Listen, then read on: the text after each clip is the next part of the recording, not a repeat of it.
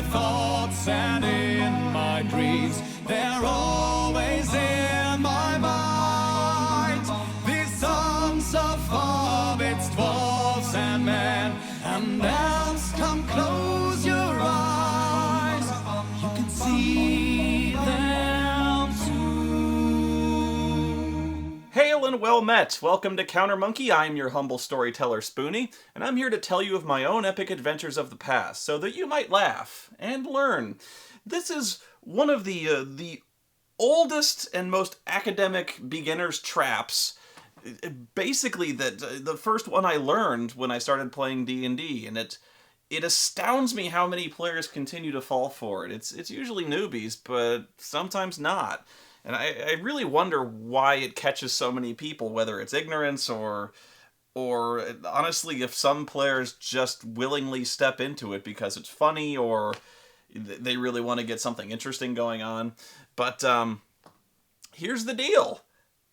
All women in role-playing games are the devil. Literally, they're the devil. Okay, let me put it this way.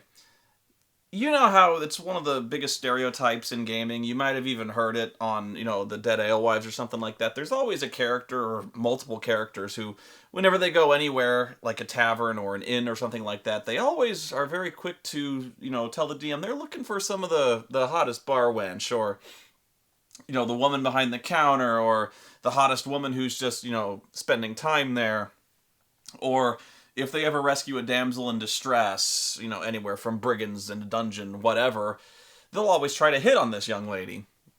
And even female player characters in general might be fielding off various horn dogs, much to their discomfort, and rightfully so. But here's where the trap is.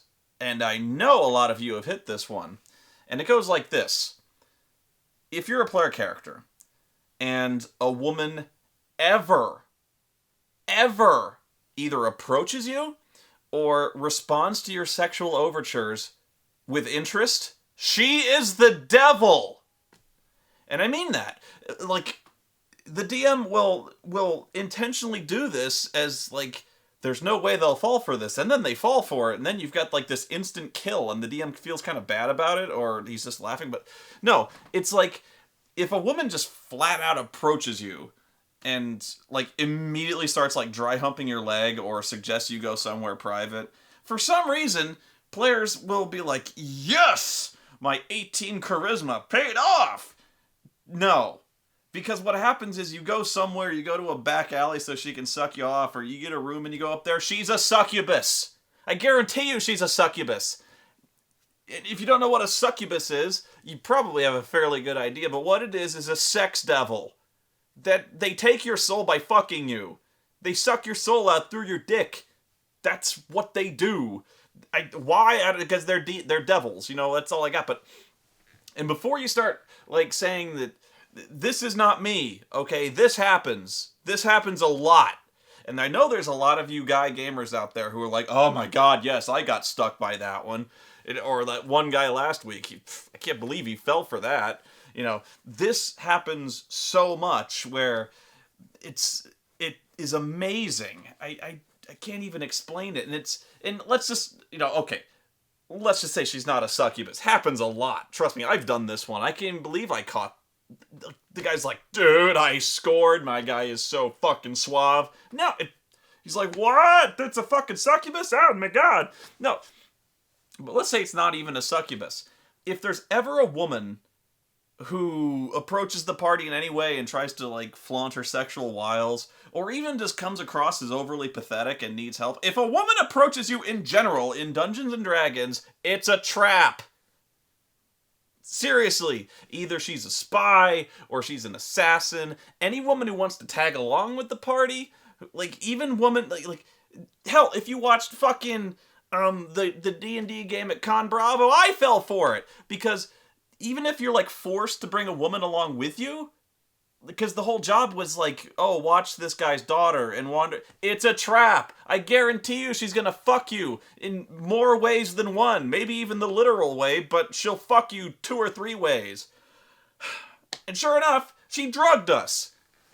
Every woman who wants to go with you Evil. Guaranteed. Now, I'll get to the why in a second because this has so many fucking,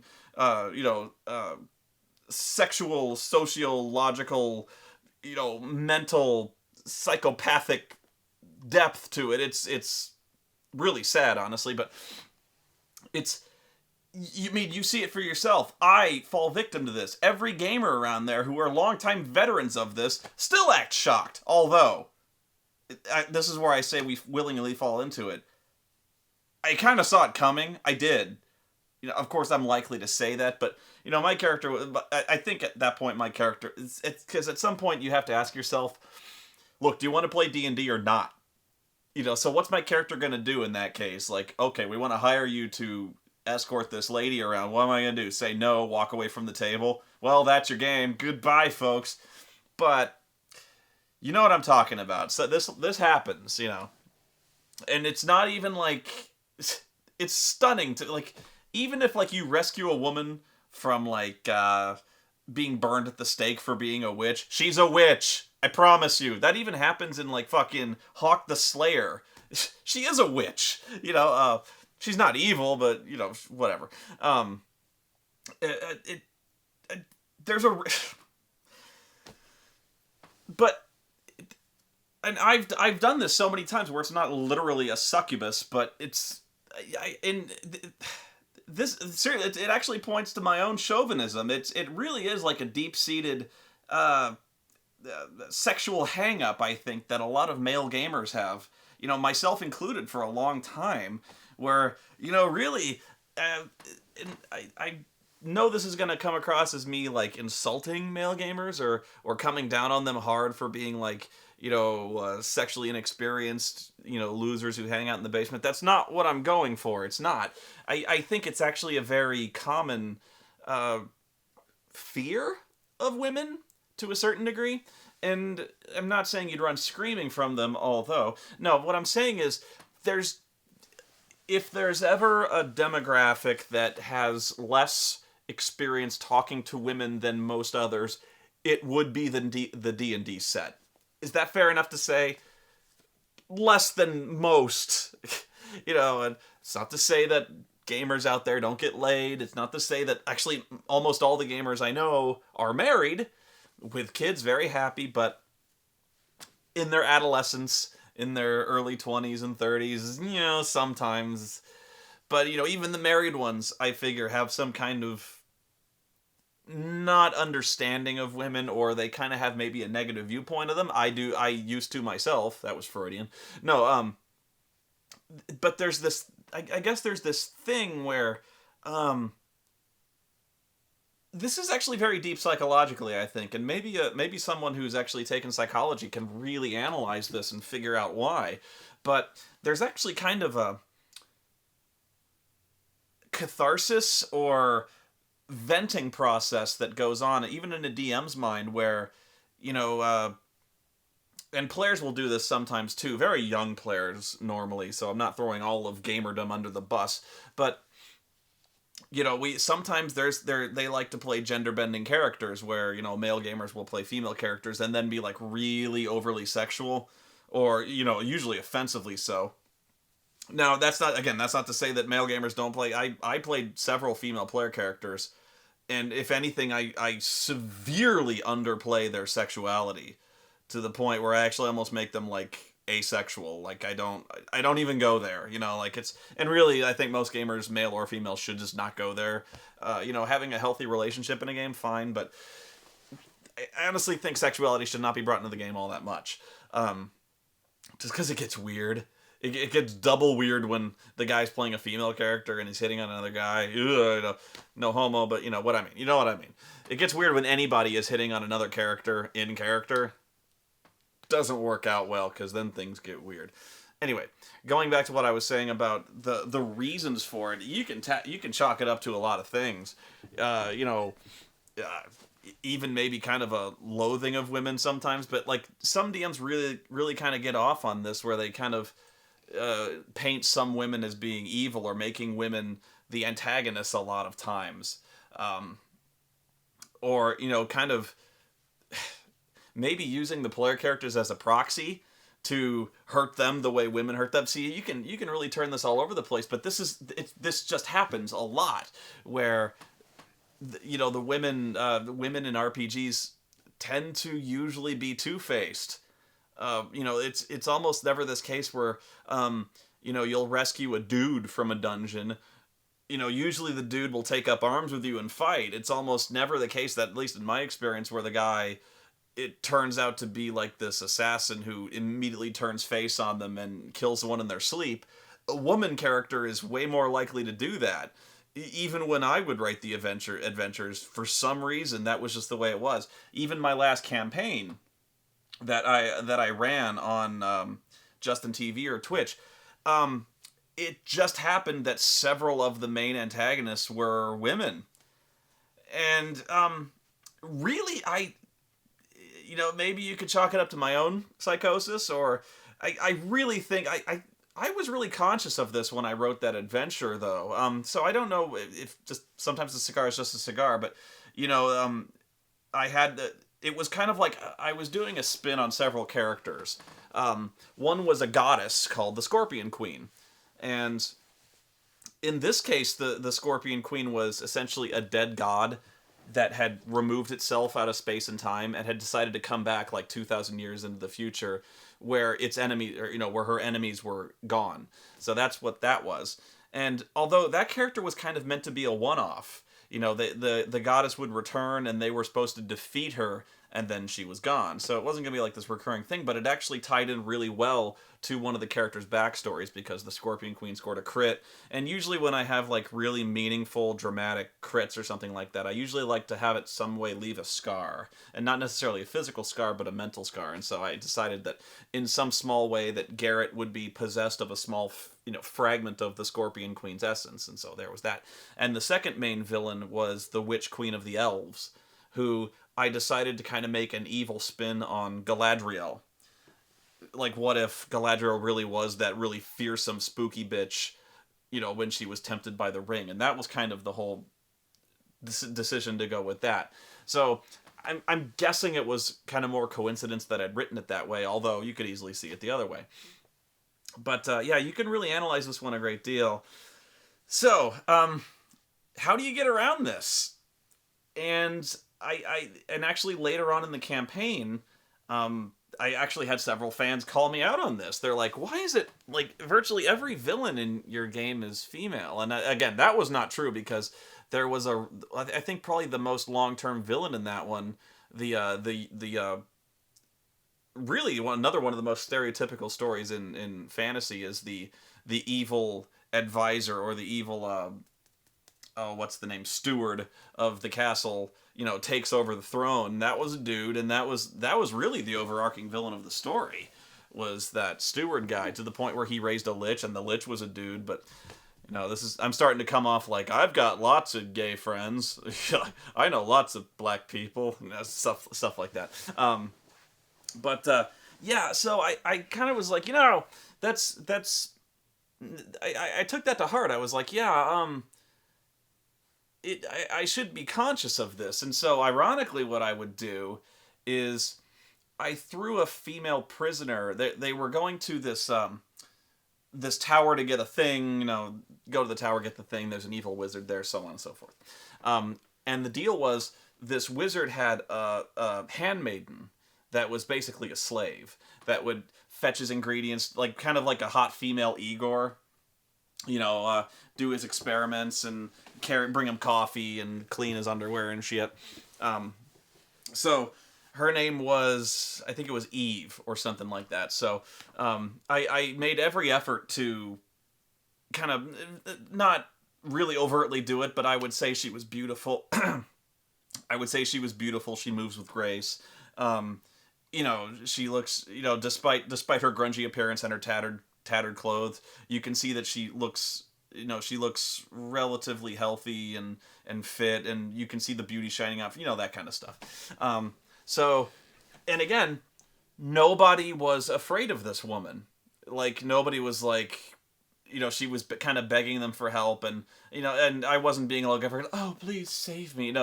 I just said she kind of looks up at you with sad eyes and stuff like that. And so, I think I did a really good job of putting her over as not a threat, and definitely not like a sexual predator. You know what I mean? Honestly, I was kind of taken with how the player characters sympathized with this woman, and so I was kind of patting myself on the back for uh, kind of presenting a really sympathetic character, and at the same time completely fooling the characters because guess what? She was a succubus. Now hold on. This comes after I was called out on saying that, on my many female villains on this one. She was a succubus. However, I was going to make it to where the wizard had captured this succubus and forced her into servitude. And so this succubus could take the form of a mortal woman, and so that's what she did. Because it would kind of look spooky to have this demon chick wandering around. And so, especially since there was this hope of rescue. So, they managed to defeat the wizard, and then you had the question of this handmaiden that was hanging around here, still kind of in shackles and stuff like that. She was in magical shackles, so she couldn't gate out. So they rescue her, and then they're like, what do we do with her? And so now, of course, you would think now this chick kind of hangs her out. They decide to take her to the nearest town, cut her loose. But in the meantime, she's using her wiles on this one of the guys to screw with her. And it just so happened the guy was, again, the bard, who was the best looking guy, Garrett. But here's what I did. I made it so the succubus was really actually kind of emotionally broken by this guy. So, even sometimes devils, she legit kind of has this love at first sight thing with Garrett. And so the game kind of broke apart shortly after this, but what I was going to do was have a legit succubus kind of turn good, despite herself, kind of going against her nature. And so I was actually going to have this thing where shit, now it's sounding like Twilight. She has a lot of conflicted emotions about this because she knows that she should be kind of serving her nature and stuff like that, but she loves this guy, and so she feels like she has to run. So she kind of bids them farewell and runs off. And so what I was going to have them do is, in case they were ever going to get in real trouble for an adventure, she was going to kind of subtly fly in or something like that, and help them out, and they wouldn't even know. They're like, what was that? I don't know. And so it would kind of develop that they would have this ally eventually that they finally would discover she was a succubus. Do we trust her? Do we not? Do we destroy her? Do we not? Is she tricking us? Is she not? That sort of thing. It kind of, I thought it was going to be kind of an interesting storyline on whether or not they really thought this devil could be redeemed. And so sometimes I think, in case you're a DM and you feel like you've done this, and you should be ashamed, as I have, it actually helps, I think. I like to do this now a lot. I like to play against stereotype, and I like to play against stereotype hard.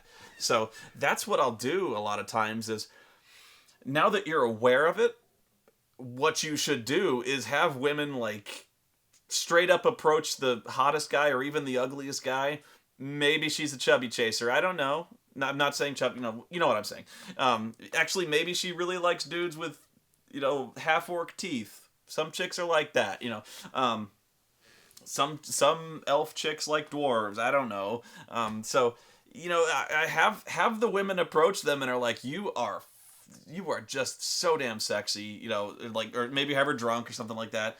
Maybe have the princess be straight up into the guy, or like sees him across the room, something like that. You can have like smoky, mysterious women kind of approach and be straight up with it. You don't need to make this a twist. And in some ways, playing it straight is the twist.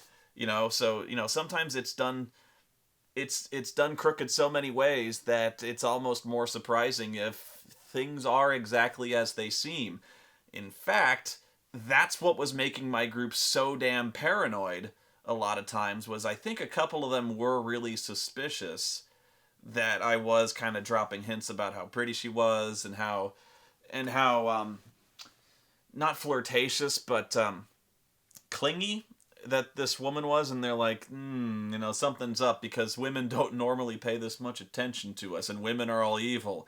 So, and the fact that she for a while was very helpful, and anytime they made a request of her, she kind of did it, and she didn't, she stuck up for them, she fought for them. If they were under attack, she would at least kind of help out in some way, drag a guy over for healing, things like that.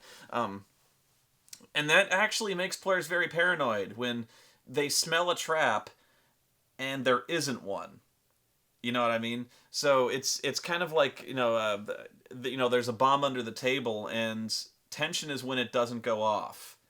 So that's another one of those traps I think you can play where they're basically expecting the horns and the tail to come out, and they're expecting to be ready for the succubus to leap out from under the sheets.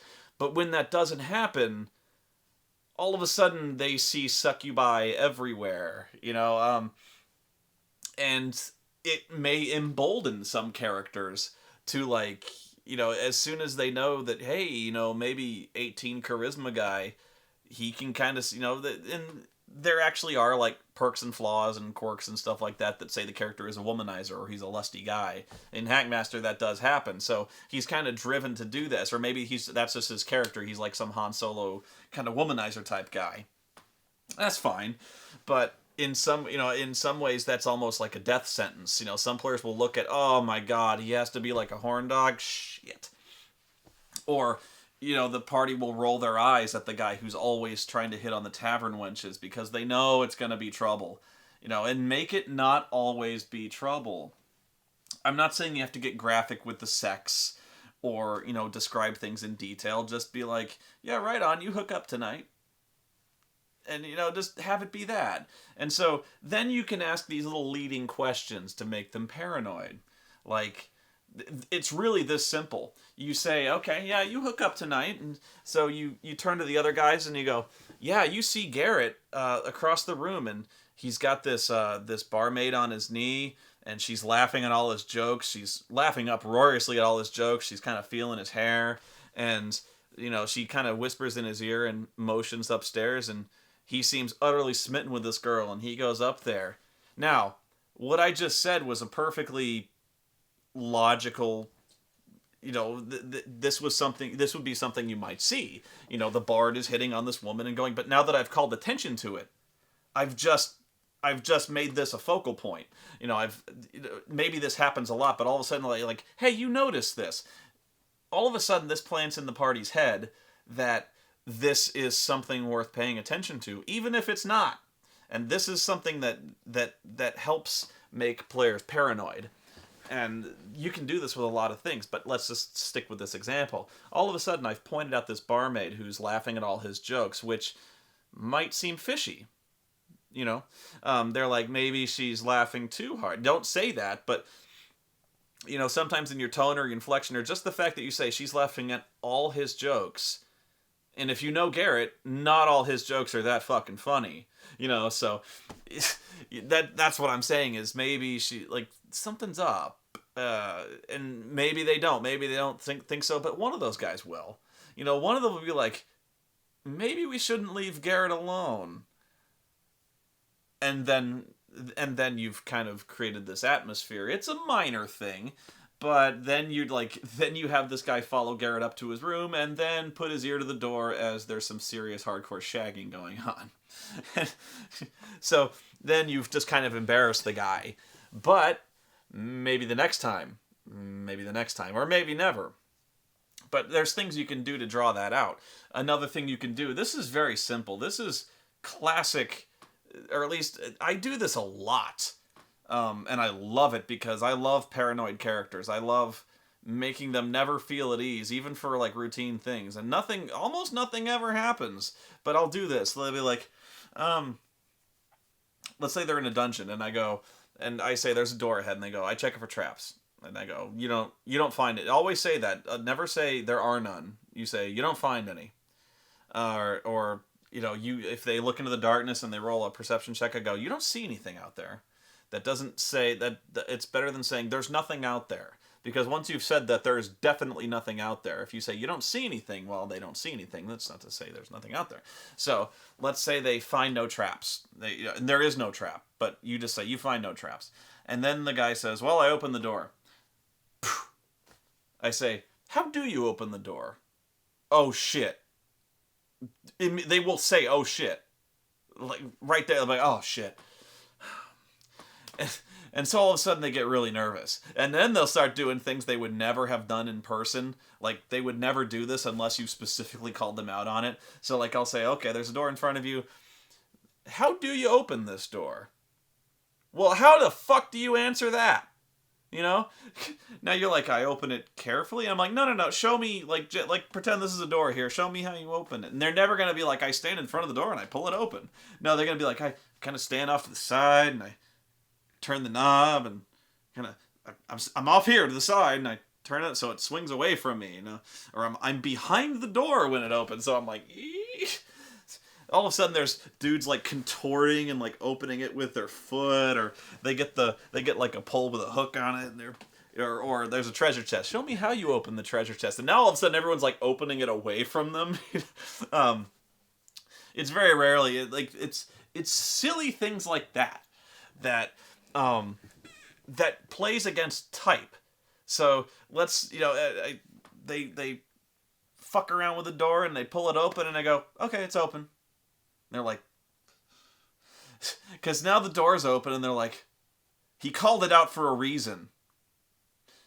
There's got to be a pressure plate on the other side of the door. And then all of a sudden they're like poking they are so fucking paranoid at this point. It's beautiful, you know? So this is another little DM trick that is kind of unrelated to the succubus thing, but it's stuff like that. It's playing against type that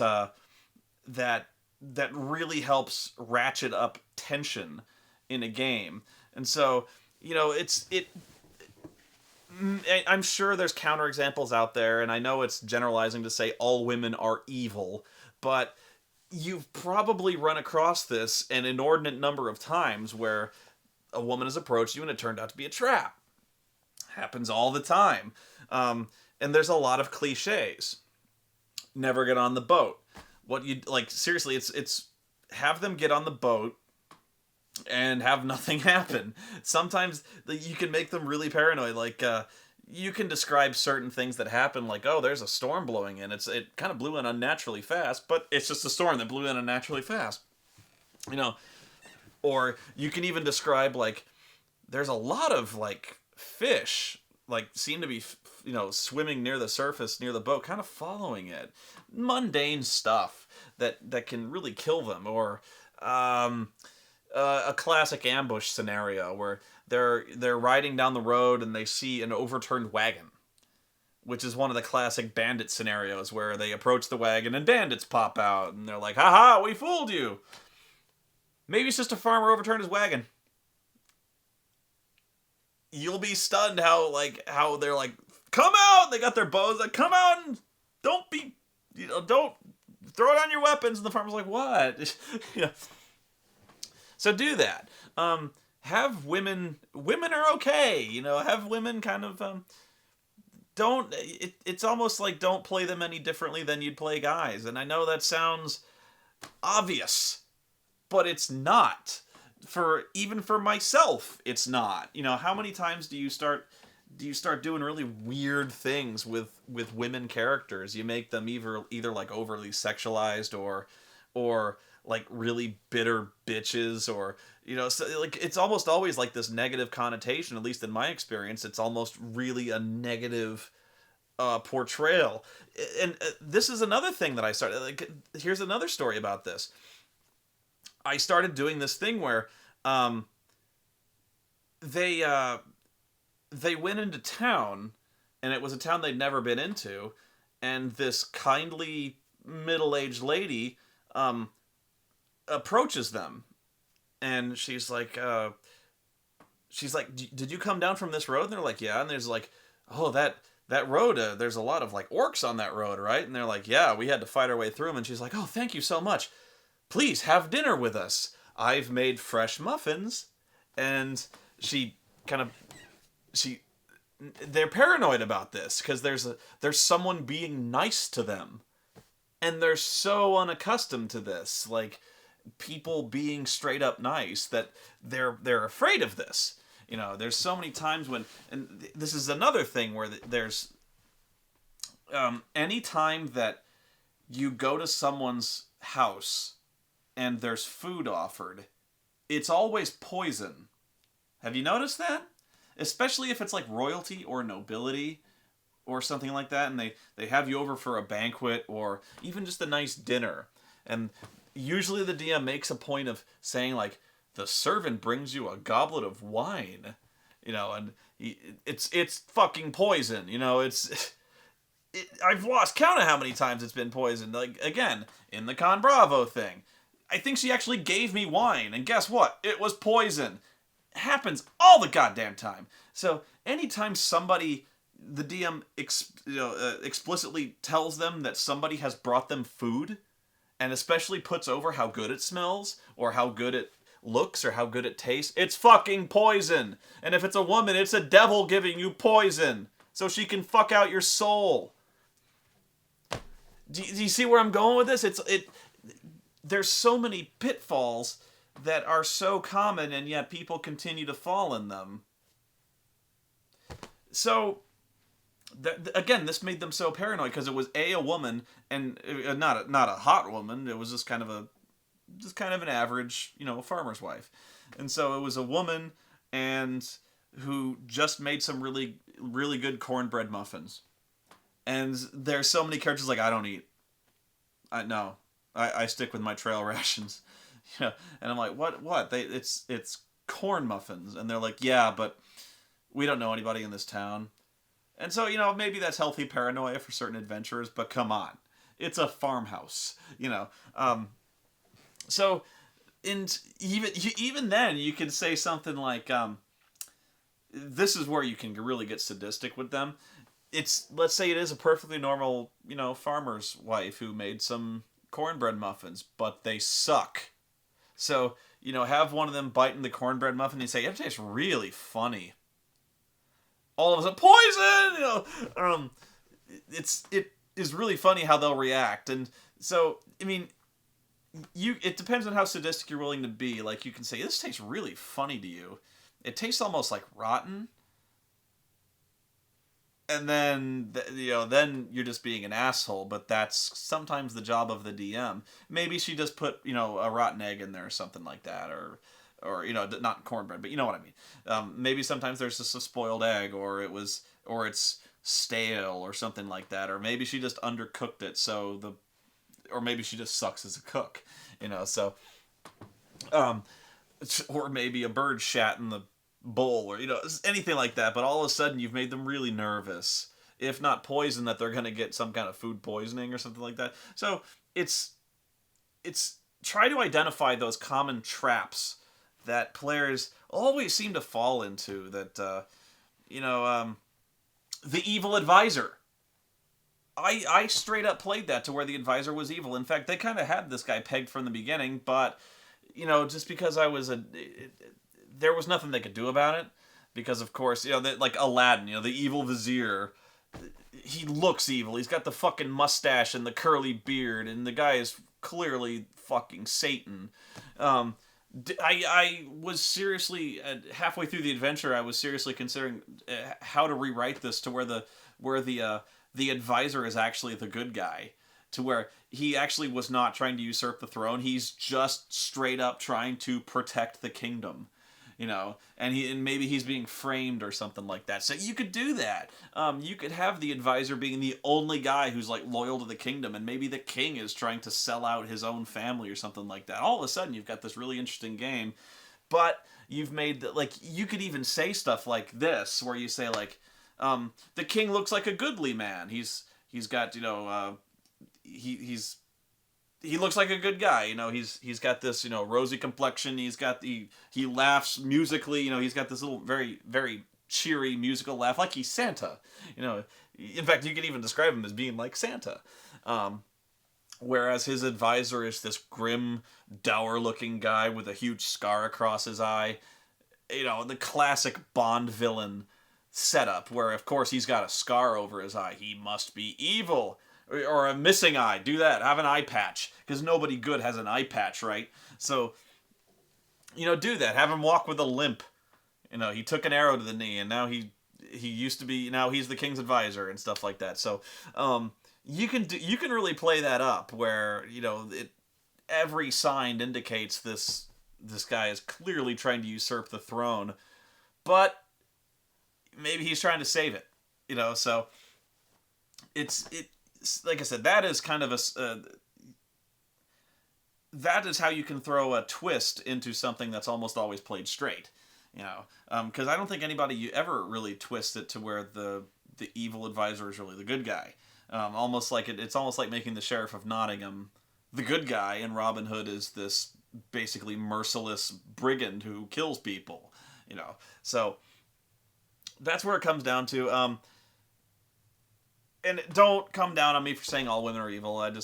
That's the headline. So, but yeah, be careful of that, especially if the DM hasn't seen this video. Realize that's happening to you, because women don't like you. Not in D&D anyway. There's, trust me, your adventuring guy is ugly. He's stupid. He carries a sword, and he's obviously dangerous. So, yeah, women aren't gonna, your average barmaid isn't gonna be into you. And even if you're a relatively attractive guy, I wouldn't bother.